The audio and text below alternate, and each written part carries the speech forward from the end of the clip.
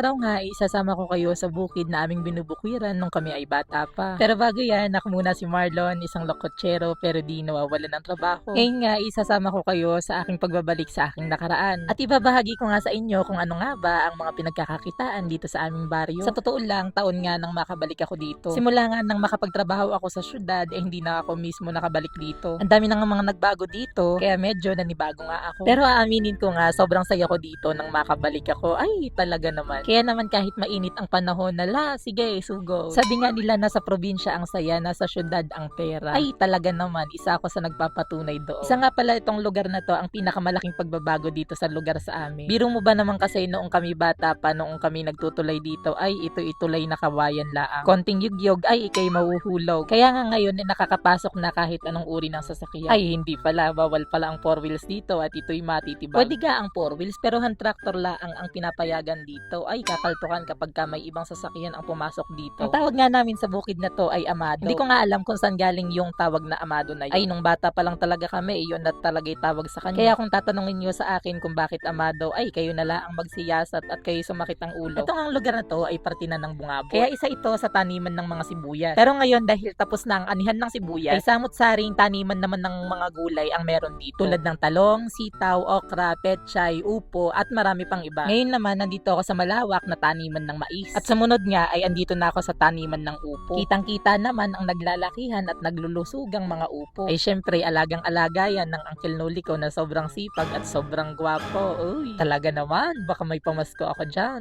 Aray. Syempre, pwede ko ba namang hindi hawakan yan? Ay, Uncle, bilangin at baka 5 na ang nawawala. Hayaan mo na at gwapo ka naman. Kasarapan pa namang luto nito ay ang bulangla, upo na may sardinas at ipanahog sa tinumis. Ay, talaga namang craving satisfied na naman ito. Idagdag mo pa nga itong siling panigang. Masarap nga ito para sa dynamite. Pero sa ngayon hindi pa siya pinipitasan kasi sobrang mura pa. O masyado pang bata para pitasan. Mapapayat pa nga siya at maliliit kaya hindi pa pwedeng pitasan. Pati nga itong siling Taiwan pwede nang pitasan kasi marami ng hinog. Ihingi nga sana ako kahit mga ilang piraso lang, kahit mga 100. Pinigilan ko na nga lang yung sarili ko kasi baka mamaya mapagkamalan akong magnanakaw kasi wala yung may-ari. Dito nga sa party na to nagkaroon ako ng problema. Balak ko kasing puntahan yung sitawan ng uncle ko. Kaso dahil nga sa ilang taong hindi ako nakapunta hindi ko na rin alam kung saan ba ang totoong daan dito. Medyo naguluhan nga din ako dito at halos wala akong mapagtanungan. Kaya bahala na, kutob-kutob na lang. Ay, talaga namang mapapakamot ka sa ulo at hindi mo talaga alam kung saan ka pupunta. Salamat nga at nakarating din ako dahil tamang landas ang aking pinili. Uy, ba't humuhugot? At nandito na nga ako ngayon sa taniman ng sitaw ng uncle ko. Sabi nga niya hindi niya na napipitasan to at pinahihingi na nga lang. Dahil nga sa sobrang baba ng presyo ngayon ng sitaw sa merkado. Sa upa pa lang ng mamimitas at magtatali ng sitaw ay lugi na siya at hindi na niya kinikita. Nakakalungkot nga lang isipin na halos napapabayaan na ang ating mga farmers. Hindi kumikita at nababaon pa sila sa utang. At dapat isama sa top priorities ng mga gobyerno ang ating mga farmers. Dahil kung hindi dahil sa kanila ay wala tayong makakain. Na dapat sila ang ating sinusuportahan at hindi yung mga gobyernong nangungurakot lang. Natapos na rin akong kumuha ng sitaw dito kaya tara, uwi na tayo.